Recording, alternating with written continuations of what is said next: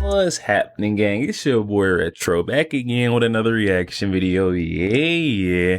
Today we got another huge update. We're now seeing Donald Trump coming forth, making the announcement we've all been waiting for. This newest update, finally getting who he's going to be taking into the White House later on this year as his running mate, his VP pick. There's been tons of speculation, tons of rumors behind this one, but no one actually cleared up yet. Donald Trump hasn't come out and said who he's going to pick. I think that all changes right here, this newest update, guys. I'm excited to get into the update and see exactly who he's going to pick, who's going to be, sit next to Donald Trump, potentially our next president, because, Donald Trump's going to be walking him in, teaching him the ropes, guys. So I don't know. Excited to get in this one, see exactly who Donald Trump is picking. So we're going to get straight to the clip. I'll get my thoughts on the back end, guys. So definitely stick around to the end. So guys, get my thoughts on the back end. And also, YouTube, push this video out. Definitely stick around till the end, you guys. Yo, let's get straight to the news. Before we even do that, though, make sure you guys hit that like button for me and also hit that subscribe button as we're on the road to the truth. Hop aboard for the journey. Yo, let's get into it, y'all. Oh, actually, hold on. The administration. Hello. Hey, Mr. President, how you doing? Well, I'm going to put you on speaker, but actually a great question just came up. We're talking about regulations and some of the things that can be done to alleviate the regulation burdens on a lot of businesses. But I'm going to put you on speakerphone for everybody to hear. Hold on a second. All right, everybody, you're on with the president. Hello, Mr. President. Hey, Mr. President. Hello, everybody. It's great to be with you. I hope I'm being well represented. I have a feeling I am. I know them very well, so I hope so. No, you are, sir. But a question came up about regulations. And so what's your view of what we need to do with regulations when you come back into office? Well, as you know, I cut taxes and regulations more than any other president. We had the biggest tax cut, and bigger even than the Reagan tax cuts. And I also cut regulations far more than any other president. And they have put a lot of them back already. We will get them cut so fast. And it's very interesting when I went to business leaders and said, which was more important, these big tax cuts or these big regulation cuts? Almost every one of them said regulation cuts. And it made a big difference to their businesses, small businesses and big businesses. Great question. Awesome.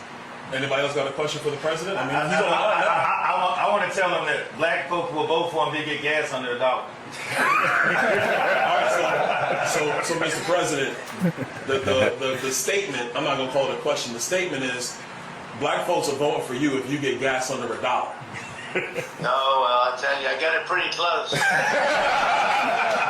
had it for a little while. We talk about $1.87, and now it's on its way up. As you see what's going on. I'm seeing $4. I'm seeing $4.50, depending on where you buy it. But we actually had it to $1.87, and we had it to $1.52 at one point. Different points. But we had the gasoline as low as it's been in a long time. So I don't know if I can guarantee $1, but we're going to get it as low as we can. And that's a big spur for the economy. The lower you get it, that's a big spur for the economy. Hey, Mr. President, it's Wesley Hunt here. How you doing, sir? Hi, Wesley. I got a question for you. You've been talking a lot about no tax on tips. If you could kind of talk about that and what impact that would have, not just on the black community, but on everyone. I think it's a winner for all of us, and it's your idea. So if you could kind of talk about that, that'd be great, sir. So about a month ago, I was at my building in Las Vegas having dinner with some big people, business people that were, planning some big developments and things. And the waitress came over and said, how you doing? And she said, oh, the government is after me all the time for my tax on tips. I said, really, they do that? He said, yeah, Biden just made the regulations much tougher. And it's very tough nowadays, tax on tips. And I said, how would you like to be no tax on tips? Because first of all, it's very hard, it's a very hard thing to control from the government standpoint. But the people are very unhappy about what's happening, especially the new regulations. And anyway, I just came up with the concept of no tax on tips. Let the people earn what they earn. And it has been so popular, beyond anything. I've never seen anything like it. So we have no tax on tips. Vote for Trump, no tax on tips. Hey, Mr. President, we have Ben Carson's here with us. Hey, Mr. President, how you doing? Hi, Ben. I'm good, Ben. You know, what you said about the regulations is so important. At HUD, we were able to get rid of over 2,000 regulations. Right. And it made it so much easier to get things done in general. But I just want to encourage you to continue to speak out because the attacks on you have been absolutely ridiculous. And we're praying that God will give you the strength to bear it because you're standing in there for all of us. Well, the attacks have been unbelievable, what they say, and, you know, they'll take a speech where I'll be out rallying, a perfect speech for an hour and a half, 2 hours. We have big crowds. We had over 100,000 people, 107 to be exact, in Wildwood, New Jersey. We had 25,000 in the South Bronx. We have 88,000 in South Carolina. We have tremendous crowds, and you'll make a perfect speech. And this lowlife Biden will take the speech, his people, him and his people, and they'll cut sentences out, cut words out, cut sentences out. Oh, Trump, look, he didn't make a good speech. He didn't make a good speech. And I do them largely without teleprompter. You know, I don't need a teleprompter. He can't read a teleprompter. But these people are nasty. They're really horrible people. They really are. It's a shame. It's a shame. I've campaigned a lot over years, not even, you know, for myself, but in particular, I've campaigned against some pretty bad people for others. But there's never been anything like this. They make up things.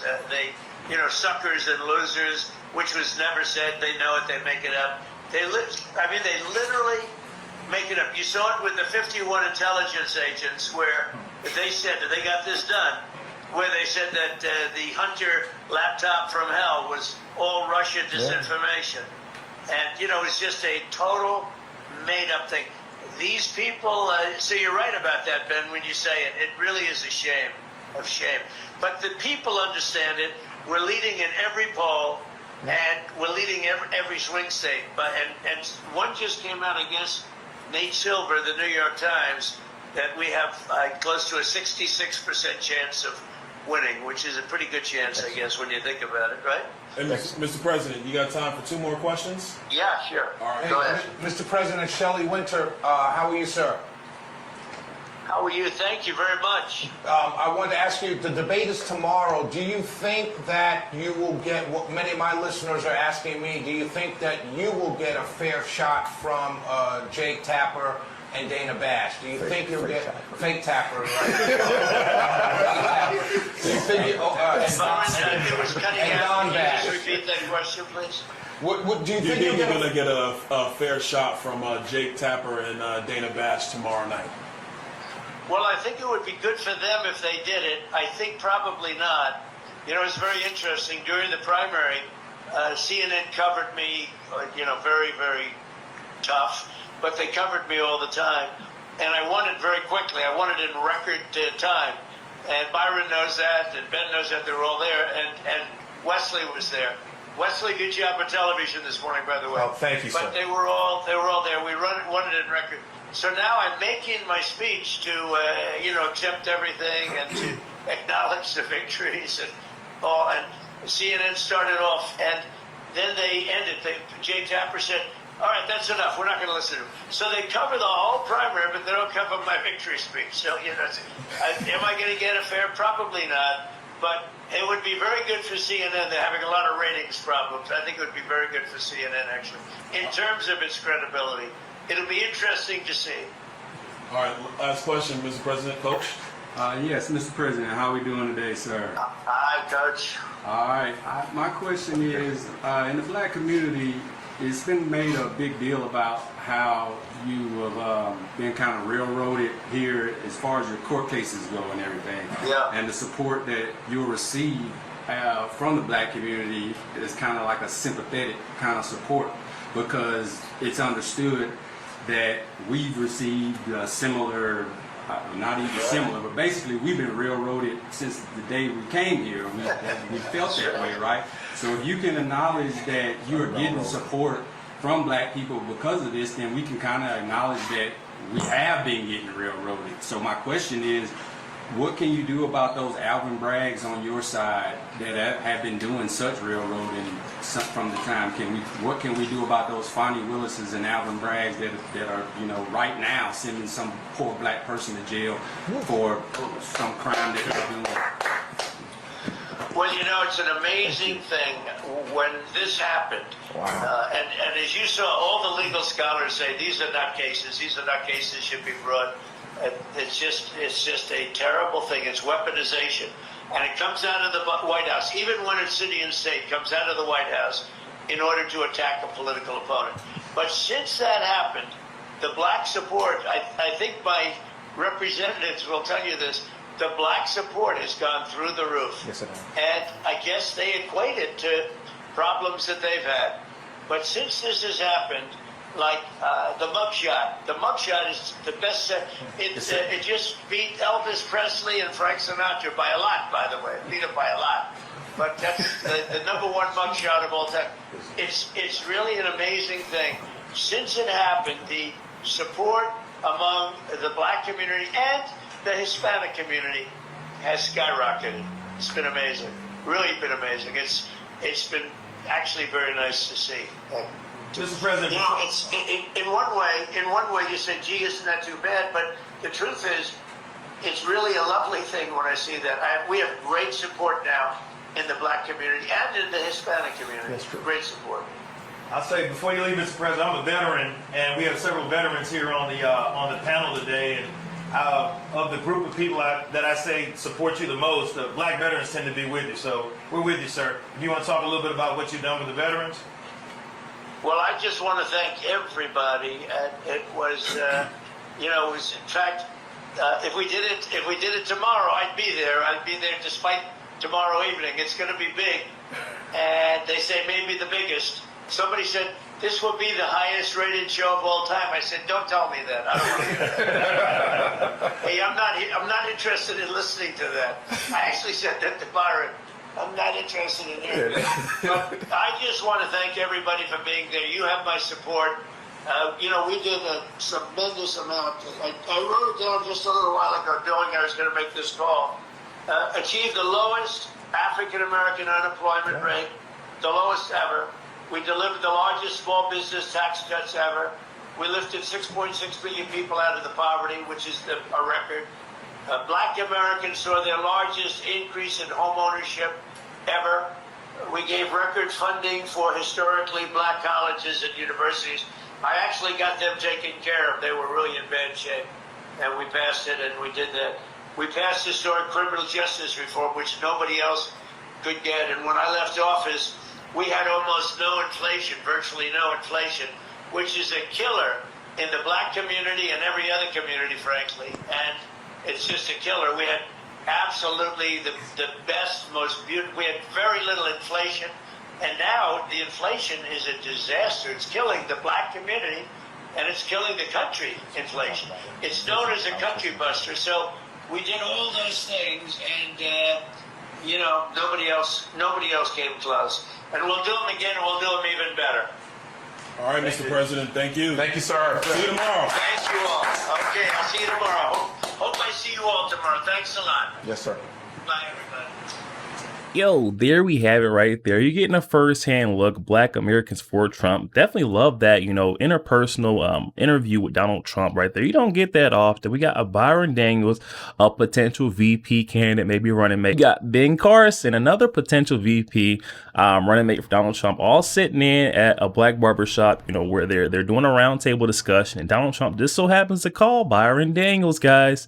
I don't know. I feel like there was lots of hints thrown in this one, and I feel like this one is really leaning towards Byron Daniels, where he's even saying, this is going to be, or said to be, one of the highest rating shows of all time ever in history, American history. I don't know if you guys keyed in on this, but he definitely said that he was speaking with Byron Daniels on the phone and told him don't mention anything about the ratings or how many people are going to be tuning in because of his nerves. So I don't know, man. That seems like the kind of input or communications you have with someone who you're really close with, someone you look at as a friend or maybe even a running running mate. And that's what I'm seeing right here, guys. I don't know. That's just what I took out of that.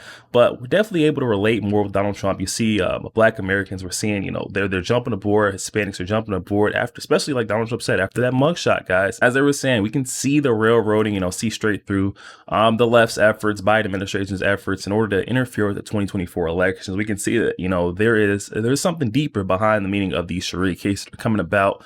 You know, they're trying to, you know, keep this guy off the ballot. They're trying to keep this guy from walking into the White House later on this year. And you can relate, you know, when you've seen folks that have done nothing and they get like slapped with egregious charges and you're like, holy cow, dude, what is this about? You know, this is another one of those railroading tactics.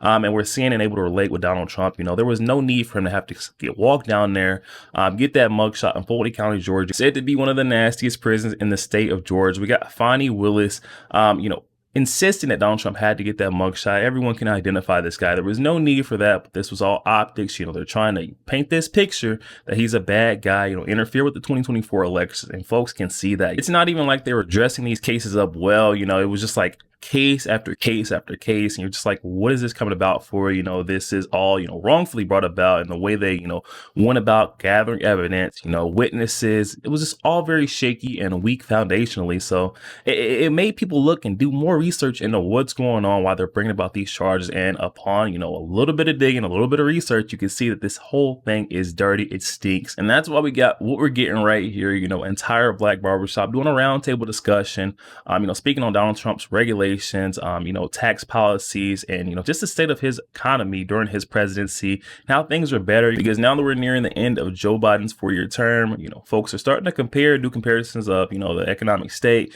under Joe Biden in comparison to Donald Trump. We can clearly see that, you know, Donald Trump is reigning in ahead, and Joe Biden just sits and lies. They placate for him. Folks on the left-wing media outlets, Biden administration can no longer cover this up, and Donald Trump's poll numbers are showing it. But definitely hop in the comment section and let me know your thoughts. What we just seen on the roundtable discussion, Atlanta Black leaders. We even got Byron Donalds, Ben Carson, Donald Trump calling in, throwing lots of hints at, you know, maybe it'll be Byron Donalds. I just really feel that in my heart. So I'm going to keep saying it till it happens, guys. Definitely hop in the comment section.